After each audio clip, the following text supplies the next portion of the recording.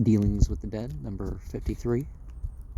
Our society, whose object is nothing less than the entire and unqualified abolition of capital punishment, have derived the greatest advantage from an ample recognition of the rights of women, not only by a free participation of counsel the softer sex after the example of certain other societies, while Islam considered the male and female equal as far as their deeds are equal, as far as their beliefs are equal, the value of whose services can never be understood by the present generation, but by assigning equally to both sexes all offices of honor and trust. Well, instead of equity, perhaps equality, right? So whoever outperforms should get the offices. We have adhered to this principle with the most perfect impartiality in the composition of our committees, and thus our committee for visiting the condemned consists of the Reverend Mr. Puzzlepot and the 5 Mrs. Frizzles. The Committee on Public Excitement prior to an execution consists of Dr.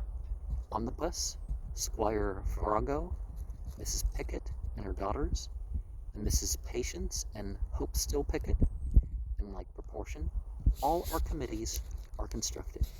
We think proper in this public manner to express our warmest acknowledgments to Mrs. Negus, Madam Moody, and Squire Bodkin for their able report on the iniquity of presumptive or circumstantial evidence. The notes appended to this report are invaluable. Their authorship cannot be mistaken. Every individual acquainted with the peculiar style of the gifted author recognized the powerful hand of the justly celebrated Miss Folsom. This committee are of opinion that under the show are pretense of punishing murder, our legal tribunals are constantly committing it. They presume, forsooth, that is, they guess the prisoner is guilty, and therefore take the awful responsibility of hanging him by the neck till he's dead. And this says Mrs. Negus is presumption with a vengeance. And people talk about innocent until proven guilty. It'd be nice if that was the case, but you can't rely on that. The committee refer to the statement of Sir Matthew Hale, as cited by Blackstone, 359 and 358, that he had known 2 cases in which, after the accused had been hung for murder, the individuals supposed to have been murdered had reappeared in full life. Upon this, the committee reasoned with irresistible force and acumen. How many judges say there have been since the world began, we know not. 2 cases in which innocent persons were executed on presumptive or circumstantial evidence are proved to have occurred within the knowledge of 1 judge. Well, like the case of the last time, somebody said the person fell and hit their head. They said, yeah, we don't believe you, we'll execute you. It's like, yeah, but there was no proof, right? It is reasonable, say the committee, to conclude that, at a moderate calculation, 3 cases more, remaining undiscovered, occurred within the jurisdiction of that 1 judge. Now we have nothing to do but ascertain the number of judges who have ever existed, and then multiply that number by 5, and thus, say the committee, by the unerring force of figures which cannot lie, we have the sanguinary result. Talk not of ermine, exclaims Mrs. Goose, the chairman of the committee, in a gush of scorching eloquence. These blood-stained judges, gory with the blood of innocents, let them be stripped of their ermine, and robed with the skins of wild cats and hyenas. Well, that might actually cost more. It has excited the highest indignation in the society that Sir Matthew Hale, who has ever borne the name of a humane and upright judge, should have continued to decide questions involving life upon circumstantial evidence after the cases referred to above had come to his knowledge, and in the very same manner that he had been accustomed to decide them in early times. Miss Moody openly expresses her opinion that he was no better than he should be, and Squire Bodkin only wishes that he could have had half an hour's conversation with Sir Matthew. The only effect produced upon the mind of Sir Matthew Hale by these painful discoveries seems to have been to call forth an expression of opinion that circumstantial evidence should be received with caution, and that in trials for murder and manslaughter no person should ever be convicted till the body of the individual alleged to have been killed had been discovered.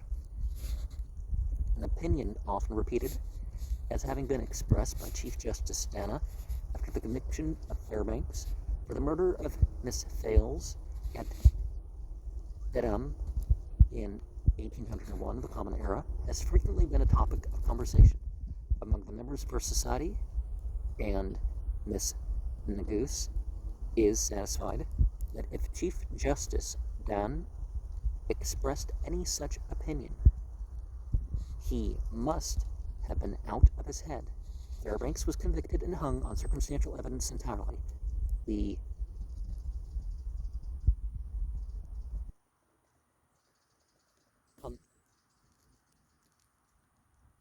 nation or linking together of circumstances in that remarkable case was very extraordinary. The sympathy for Fairbanks was very great and began to exhibit itself almost as soon as the spirit had fled from the body of his victim. After his condemnation, his zealous admirers, for such they seemed to be, assisted him successfully to break jail. He was retaken on the borders of Lake Champlain, and as the jail in Boston was a better proof than the jail in Dedham, he was committed to the former. The genealogy of Fairbanks was shrouded in a sort of mystery. Ladies of respectable standing visited him in his cell, and one in particular of some literary celebrity. In our days, the small things was supposed to have supplied him with a knife of rather expensive workmanship for the purpose of self-destruction. The knife was found upon his person after her visits. There was no positive proof to establish the guilt of Jason Fairbanks, not a tittle. Yet a merciless judge found him guilty by a process which our society considers mere guesswork, and after the execution, Judge Dana is reported to have said that he believed Fairbanks murdered Miss Fales more certainly from the circumstantial evidence produced at the trial than if he had had the testimony of his own eyesight at a short distance in a dusky day. What sort of a judge is this? Cried Miss McGoose. Surely enough, exclaimed Madame Moody. I have no objection to give our opponents all the advantage which they can possibly derive from a full and fair exposition of their arguments. When a witness, for example, swears directly and unhesitatingly that he saw the prisoner inflict a wound with the deadly weapon upon another person, that he saw that other person instantly fall and die shortly after, this is positive evidence of something. Yet the act may be murder, or it may be manslaughter, or it may be justifiable homicide. Murder consists of three parts: the malus prepense, the blow inflicted, or means employed, and the death ensuing within a time prescribed by law. There can be no murderer if either of these parts be absent. Now, it is contended by such as deem it lawful and right to hang the unfortunate misguided upon circumstantial evidence, that, however positive the evidence may be upon the two latter points, the act done and the death ensuing, it is necessary from the nature of things in every case to depend on circumstantial evidence to prove the malus prepense. One or more of the senses enable the witness to swear positively to either of the two latter points, but the malus prepense must be inferred from words, deeds, and circumstances. Upon this, Dr. Omnibus sensibly observes that this very fact proves the impropriety of hanging upon all occasions, and Miss Neguse remarks that she is of the same opinion on the authority of that ancient dictum, the authorship of which seems to be equally ascribed to Solomon and Sancho Panza, that circumstances alter cases. It is really surprising that so grave and sensible a man as Mr. Simon Greenleaf should have made the remark, which appears on page 74, volume 1 of his treatise on evidence. In both cases, civil and criminal, a verdict may well be founded on circumstances alone, and these often lead to a conclusion far more satisfactory than direct evidence may produce. Mr. Greenleaf refers for illustration of this opinion to the case of Bodine and Y, Legal Observer, volume 4, page 89, at sequence, something like that. Lawyer Bodkin's work on evidence will doubtless correct this error. Let us reason impartially. Compunction in a dying hour, we cannot deny it, has established the fact that innocent persons have been hung now and then upon positive evidence, the false witness confessing himself the murderer in articulo mortis. Well, says Madame Moody, here is fresh proof of the great sinfulness of hanging, to be sure. But let our opponents have fair play. A is found dead, evidently stabbed. B is seized upon suspicion. C heard B declare he would have the heart split of A. D saw B with a knife in his hand 10 minutes before the murder. E finds a knife bloody near the place of the murder.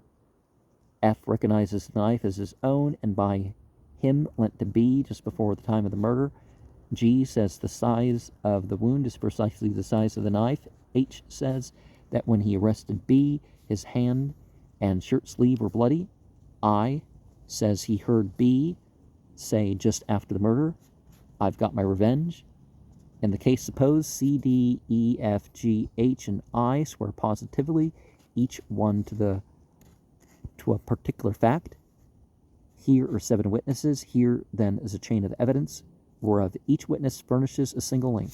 It is the opinion of Peake, Chitty, Starkey, Greenleaf, and all other writers on the law of evidence that this chain is often as strong or stronger than it would be were it fabricated by one man only. I will not deny that Mr. Omnibus and Mr. Neguse think differently.